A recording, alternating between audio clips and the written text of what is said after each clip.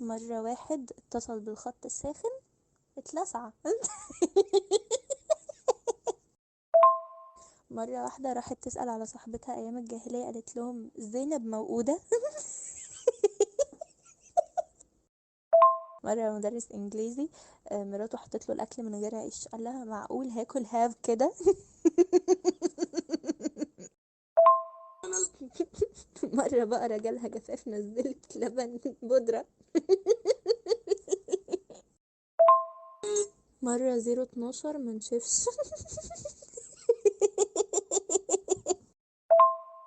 مرة سمكتين تونة فقرا قوي شافوا حيتان في البحر، قال لهم التونة حاجة لله.